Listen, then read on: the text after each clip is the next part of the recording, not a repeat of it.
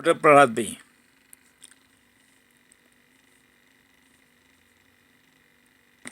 दिखा देता हूँ। यहाँ पे आप लोग देख सकते हैं, मैंने यहाँ पे लिखा हुआ है कि दुनिया में होने वाला है बड़ा विनाश।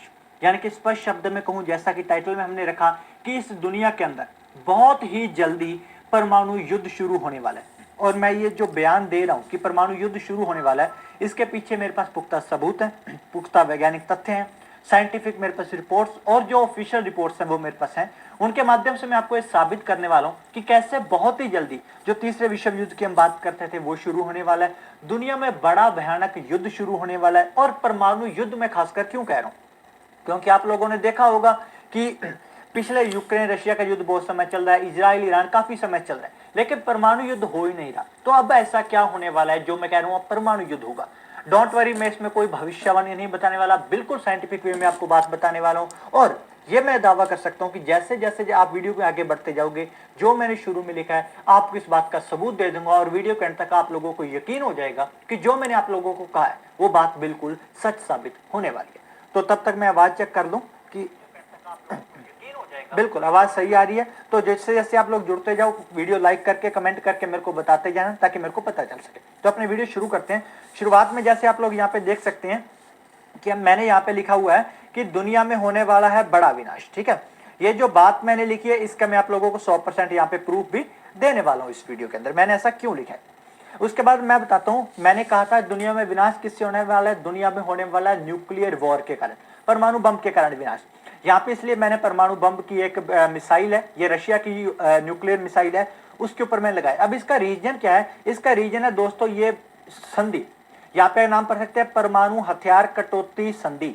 अगर आपने चेक करना है तो आप गूगल पे जाके इसे चेक कर सकते हैं, परमाणु हथियार कटौती संधि ये क्या चीज है। ठीक है, यह दरअसल दोस्तों बात क्या थी कि अमेरिका और रशिया के बीच में, अमेरिका और रशिया के बीच में क्या हुई थी, एक संधि हुई थी परमाणु हथियारों को लेकर। कब हुई थी, साल 2011 के अंदर हुई थी। साल 2011 से लेकर 2021 के लिए, इतने सालों के लिए संधि हुई थी। इसके अंदर बात ये हुई थी, दोनों देशों ने कहा था कि हमने जितने हथियार बना लिए ठीक है, इसके बाद हम ज्यादा परमाणु हथियार नहीं बनाएंगे, ये पहली कंडीशन थी। दूसरी कंडीशन इसके अंदर ये थी कि हमने जो परमाणु हथियार बनाए हैं वो हमने कैसे बनाए हैं, वो टेक्निक हम दूसरे देशों के साथ शेयर नहीं करेंगे, ताकि ऐसा ना हो कि सारे देश ही परमाणु हथियार बना के बैठ जाए। ये किसके बीच हुई थी, ये यूनाइटेड स्टेट्स ऑफ अमेरिका और रशिया के बीच में हुई थी। ठीक है, पहले 2011 से 2021 के बीच में हुई, फिर इसको 2021 में 5 साल के लिए और बढ़ा दिया गया, यानी कि 2021 से 2026 के बीच में ये संधि हुई। अब 2026 के अंदर ये संधि एक्सपायर हो जाएगी, यानी कि ये खत्म हो जाएगी। अब उसके बाद होगा कि मैं आपको इस संधि का और बता दूं, अगर आप हिंदी में पढ़ोगे परमाणु हथियार कटौती संधि, और ये आप पढ़ सकते हो 2026 में ये समाप्त हो रही है।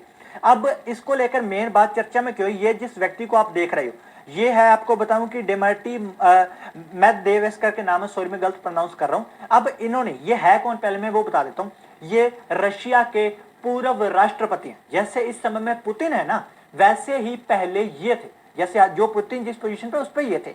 तो इन्होंने ये बयान दिया है, इन्होंने द्वारा ये खबर आई है कि 2026 के अंदर जब वो संधि खत्म हो जाएगी उसके बाद दुनिया में परमाणु युद्ध होना लगभग तय हो चुका है। इसलिए मैं कह रहा हूं कि महाविनाश होने वाला है, क्योंकि ऐसे इधर उधर से खबरें नहीं, रशिया के पूर्व राष्ट्रपति के द्वारा ये खबर जारी करी गई है। ठीक है, यूं पढ़ सकते हैं, न्यू स्टार्ट की समाप्ति की घड़ी नजदीक आ रही है और परमाणु हथियारों की दौड़ भी तेज हो रही है। और कब की खबर है, 5 फरवरी 2025 की खबर है, इन्होंने ये चीज बताई थी, यानी कि अब परमाणु हथियार बढ़ रहे हैं। अब मैं बताता हूं कि आपको इससे फर्क क्या पड़ेगा जैसे ही संधि समाप्त हो जाएगी। अभी तक मैं क्यों कह रहा हूं युद्ध शुरू, आपने देखा होगा रशिया और यूक्रेन के बीच में युद्ध हो रहा था, अमेरिका ईरान के बीच में शुरू होने वाला है, इजराइल और उनके बीच में शुरू हो रहा था। लेकिन आपने देखा होगा कोई भी ऐसा देश जिसके पास परमाणु हथियार है, दुनिया में लगभग 170 या 75 के आसपास देश हैं टोटल, आई थिंक मैं भी काउंटिंग हो सकती है, उनमें से सिर्फ और सिर्फ 9-10 देशों के पास ही परमाणु हथियार है। और इस समय दुनिया में जिस किसी भी देश के ऊपर हमला हो रहा है वो वही देश है जिनके पास परमाणु हथियार नहीं है। रशिया के पास है, वो यूक्रेन के ऊपर कर रहा है, लेकिन यूक्रेन के पास परमाणु हथियार नहीं है। अमेरिका ईरान के बीच में हो रहा है, ईरान के पास नहीं है। इजराइल ईरान के बीच में चल रहा था, फिलिस्तीन पे चल रहा था, उनके पास परमाणु हथियार नहीं है। तो दुनिया में जिन देशों के पास परमाणु हथियार नहीं, सिर्फ वहीं पे उनके ऊपर अटैक हो रहा है। यानी कि दुनिया इस बात से, जो पावरफुल देश है वो इस बात से अच्छी तरह जानते हैं कि जिनके पास न्यूक्लियर वेपन है उनके ऊपर अटैक वो नहीं करे। इसका रीजन क्या है कि ये जो पूरा परमाणु युद्ध है ना, वो सिर्फ तभी तक रुका हुआ है जब तक पहला परमाणु बम नहीं छोड़ा जाता। ठीक है। और जितने भी देशों के पास परमाणु बम आज के समय में है, वो दुनिया की 9 से 10 महाशक्तियां हैं, सबसे बड़ी अर्थव्यवस्थाएं हैं दुनिया की, जो पूरी दुनिया को कंट्रोल करती हैं। अब वो ये बात जानती हैं कि अगर हमने किसी भी देश पे परमाणु हमला कर दिया तो इससे पूरी दुनिया की अर्थव्यवस्था डगमगा जाएगी, क्योंकि सामने वाला भी अटैक करेगा, फिर परमाणु युद्ध छिड़ जाएगा, और वो इससे क्या होगा, उन देशों का तो आर्थिक नुकसान हो जाएगा जो बड़े देश हैं, तो वो छोटे देश भी उनके लेवल में आ जाएंगे। अब वो बिल्कुल नहीं चाहते कि जो छोटे देश जिनको अब वो कंट्रोल कर रहे हैं वो उनके बराबर आ जाए, तो इसलिए बड़े देश परमाणु युद्ध नहीं कर रहे। लेकिन जैसे ही ये संधि खत्म होगी, अभी आपको मैंने बताया था अमेरिका और ईरान के बीच में युद्ध क्यों हो रहा है, क्योंकि अमेरिका ईरान के साथ ये संधि करना चाहता है कि ईरान परमाणु हथियार ना बने, लेकिन रशिया बैकडोर से ईरान को सपोर्ट कर रहा है कि आप परमाणु हथियार बढ़ाओ, लेकिन रशिया सिर्फ सपोर्ट कर सकता है, उनको परमाणु हथियार दे नहीं सकता। जैसे यूक्रेन के साथ जब रशिया यूक्रेन पे अटैक कर रहा था, तो अमेरिका यूक्रेन को दूसरे हथियार दे रहा था, उन्हें सपोर्ट कर रहा था, लेकिन परमाणु हथियार नहीं दे सकता था, ना ही उन्हें टेक्निक दे सकता था। उसका रीजन थी ये संधि, जो 2026 में खत्म हो जाएगी। और जैसे ही संधि खत्म होगी, तब ये दोनों देश, अमेरिका रशिया, दुनिया की 2 सुपर पावर तो भर भर के परमाणु हथियार बनाएंगी। साथ में रशिया ईरान को आसानी से परमाणु बम दे सकता है, और अमेरिका यूक्रेन को दे सकता है, इधर अमेरिका इजराइल को दे सकता है, उनको दे सकता है, उनको टेक्निक शेयर कर सकता है। और इजराइल दुनिया में ऐसा देश है कि अगर उनके पास परमाणु हथियार आ गए तो वो चलाने से पहले दूसरी बार भी नहीं सोचेंगे, वो चला देंगे, और पहला बम नहीं छोड़ा जाता। तो उसमें कितना ज्यादा विनाश हो जाएगा, ठीक है। अब उसके बाद क्या होगा, 2026 में संधि खत्म, ये आपको पता है अमेरिका के ईरान के साथ पंगा है, रशिया का पंगा है, तो रशिया उनको टेक्निक दे देगा। वो अगर अमेरिका के ऊपर अटैक कर देते हैं, मान लो रशिया ने ईरान को दे दिया, ईरान ने सीधा परमाणु बम अमेरिका के फेंक दिया, तो इससे दुनिया में बड़ा बदलाव क्यों आएगा वो बताता हूं। भारत को क्या खतरा है, दरअसल अब अमेरिका को पता है कि मेरे ऊपर परमाणु हमला हुआ है, लेकिन क्योंकि अमेरिका अब नीचे आ गया, तो अमेरिका अब आपको क्या लगता है कि ईरान के ऊपर हमला करेगा परमाणु बम से? नहीं, क्योंकि ईरान उसका मेन दुश्मन है ही नहीं, उसको वो दूसरी गोलियों से भी हरा देगा। तब अमेरिका किसके ऊपर हमला कर सकता है? चाइना, रशिया, भारत, जो उनके सामने बड़ी पावरें खड़ी हैं, उनके ऊपर वो परमाणु अटैक कर सकता है, और उन देशों के पास भी परमाणु बम है, तो इससे पूरी दुनिया में न्यूक्लियर वॉर छिड़ सकता है। तो इस कारण मैंने कहा कि 2026 में जब ये संधि खत्म हो जाएगी ना, तो उसके बाद ऐसी ऐसी चीजें आप लोगों के सामने होने को मिल सकती हैं। अब मेरा आप लोगों से सवाल ये है, मैं एक सेकंड आप लोगों के साथ में चैट भी ले लूं, फिर आपको एक चीज और बताता हूं कि दुनिया में बड़ा युद्ध क्यों होने वाला है। तब तक जितने भी भाई बंधु देख रहे हैं, वीडियो को लाइक कर दो और कमेंट करके मेरे को बता दो कि आप किस शहर से हमें लाइव देख रहे हैं। अपने अपने शहर का नाम आप कमेंट कर दो और वीडियो अभी लाइक कर दो, ठीक है। फिर मैं आप लोगों से, मेरा एक आप लोगों से सवाल है, मेरा आप लोगों से सवाल ये है कि जब ये संधि खत्म होगी, तब आपको क्या लगता है कि कौन सा वो देश होगा जो सबसे पहले परमाणु हमला करेगा, और किस देश के ऊपर करेगा? क्योंकि ऑब्वियस बात है, जैसे संधि खत्म होगी परमाणु युद्ध होना ही होना है, क्योंकि रशिया के पूर्व राष्ट्रपति कह रहे हैं। तो आपको बताना है, आपको क्या लगता है, आपकी राय में, कि कौन सा देश पहले करेगा और किस देश के ऊपर करेगा, ये सभी ने बताना है। और अभी आप सारे वीडियो लाइक करके अपने अपने शहर का नाम कमेंट में लिख दो। अब मैं आपको आगे बताता हूं। दरअसल आपको मैंने जो भी बताया कि अमेरिका और ईरान के बीच में जो टेंशन चल रही है, अमेरिका ने भारत के नीचे एक टापू के ऊपर अपनी मिसाइलें, लॉन्ग रेंज मिसाइलें तैनात कर दी ईरान को हिट करने के लिए। अब उसके जवाब में क्या करा था, big shock for Donald Trump, Iran ने क्या करा, एक वीडियो बनाई, ठीक है, अपने जहां पे उनकी मिसाइलें पड़ी हैं उसके ऊपर, उसकी उन्होंने पूरा उनकी सिटी बना रखी है मिसाइलों की, उसकी वीडियो बना के दिखाई कि अगर अमेरिका हम पे हमला करता है तो हम भी अमेरिका को तहस नहस करने की हिम्मत रखते हैं, इतनी मिसाइलें हमारे पास, ठीक है। तो ये उसकी आप खबर देख सकते हो। उसके बाद ये भी खबर देखते हो, warning to Trump and Israel, ठीक है। ईरान ने इजराइल और ट्रंप दोनों को चेतावनी दी है, क्या दिखा के, उन्होंने दिखाया कि हमारे पास एक अंडरग्राउंड मिसाइल सिटी है। अंडरग्राउंड क्या है? Missile city. और सबसे बड़ी बात, विद ब्लास्टिक वेपन। अब ब्लास्टिक वेपन क्या होते हैं? ब्लास्टिक मिसाइलें वो होती हैं जो परमाणु अटैक करने में सक्षम होती है। हालांकि अभी तक ईरान के पास परमाणु बम नहीं है, लेकिन वो कहते हैं हमारे पास ऐसी मिसाइलें हैं जिससे हम वो कर सकते हैं, तो बम भी हम बना लेंगे। तो वो इनडायरेक्टली परमाणु युद्ध की धमकी भी यहाँ पे दे रहे हैं, ठीक है। और बिल्कुल आप सभी यहाँ पे बता रहे हो कि आप कहाँ से हो, तो आप सारे के सारे भाई जितने भी देख रहे हो, वीडियो लाइक करके कमेंट में अपने अपने शहर का नाम बता दो। तो ये देखिए, ये उस वीडियो के सीन है। यहाँ पे आप उनके आर्मी के जो कमांडर हैं, उन अधिकारियों को देख सकते हो। ये उन्होंने मिसाइलें दिखाई हैं कि हमारे पास कितनी कितनी मिसाइलें हैं। 2 ईरानियन मिलिट्री लीडर, ये दोनों ईरान के मिलिट्री लीडर हैं, यहाँ पे आप देख सकते हो। इन्होंने ये वीडियो बनाई है कि उनके पास कितने वेपन है और कैसे वो इसको पूरी तरह अटैक कर सकते हैं। और ये किस लिए उन्होंने बनाई है? ये इजराइल और अमेरिका को धमकी देने के लिए इन्होंने बनाई है। उसके बाद अगर अपने आगे चलेंगे तो एक और युद्ध, ये तो था मिडिल एशिया के बाद, मिडिल ईस्ट की बात करें और ईस्ट की बात करें, अमेरिका, उन देशों की बात। अब बात करते हैं कि भारत पे कैसे बड़ा खतरा एक आ चुका है, ठीक है। यहाँ पे मैंने आपको नाम लिखा है ताइवान बिगन मिलिट्री ड्रिल, यानी कि थोड़े दिन पहले की बात है, ताइवान ने भी एक मिलिट्री ड्रिल करी है, यानी कि आर्मी की प्रैक्टिस करी। अब किस लिए करी है, क्या रीजन है वो बताता हूं। थोड़ा सा ऊपर आगे चलोगे, ये नाम पढ़ो, ये नाम है स्ट्रेंथ थंडर 2025 ए, ठीक है, स्ट्रेंथ थंडर 2025 ए। अब ये नाम पता किसका है, ये नाम है चाइना की एक मिलिट्री ड्रिल का। वो युद्धाभ्यास कर रहे हैं, पता कहां पे कर रहे हैं, वो बिल्कुल ताइवान के बॉर्डर पे कर रहे हैं। अब ताइवान चाइना का थोड़ा सा पहले मैं कनेक्शन बता दूं आपको। दरअसल बात यह है कि चाइना कहता है कि ताइवान हमारा हिस्सा है भैया, और हम ताइवान पे कब्जा करना चाहते हैं, लेकिन ताइवान को जर्मनी, भारत और बाकी देश सपोर्ट करते हैं, इसलिए ताइवान पे अभी चाइना अटैक नहीं कर रहा। कब करेगा अटैक, कैसे करेगा, वो मैं बताता हूं आपको, विद प्रूफ बताऊंगा कि क्यों अटैक अब करने वाला। अभी चाइना ने क्या करा, China launch military drill around Taiwan, call Taiwan president ए पैरासाइट, और इसको लेकर ताइवान के जो राष्ट्रपति हैं उन्होंने कहा है कि ये भैया ये सरासर गलत कर रहा है, चाइना हमारे बिल्कुल बॉर्डर पे रियल बमों से, गोलियों से प्रैक्टिस कर रहा है। क्यों, इससे हमारे देश में भी ये खतरा है, हमारी सिक्योरिटी को खतरा है। और ये खबर पुरानी नहीं है, खबर पढ़ सकते हो आप, कितनी 1 अप्रैल 2025 की खबर है। यहाँ पे आप देख सकते हो उन्होंने किस प्रकार से चाइना ने अपने समुद्री जहाज और हर चीजों से उन्होंने वहां पे प्रैक्टिस करी थी। उसके बाद मैं आपको यहाँ पे दिखाऊं, ये पढ़िए, China launch surprise military drill around Taiwan.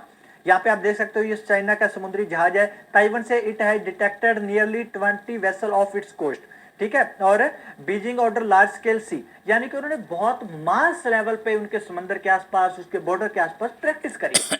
अब इसका रीजन क्या बनता है, इसका कैसे बनता है वो मैं आपको समझाता हूँ। ये समझने पहले एक छोटा वर्ड बोलता हूँ, वो ये है कि बहुत ही जल्दी आप लोग देखोगे कि चाइना ताइवान के ऊपर हमला करके उसे अपने कब्जे के अंदर ले लेगा, उस पर कब्जा कर लेगा। फिर भारत के ऊपर खतरा क्यों आ जाएगा वो एक्सप्लेन करूंगा, लेकिन पहला सवाल अब आपके मन में ये आएगा कि आप कह रहे हो कि चाइना ताइवान पे कब्जा कर लेगा, ताइवान पे हमला कर देगा, फ्यूचर में क्यों कर देगा, करना हो तभी कर देता, क्या फर्क पड़ जाएगा, आज से 6 महीने 2 महीने बाद क्या फर्क पड़ जाएगा जो आज नहीं है।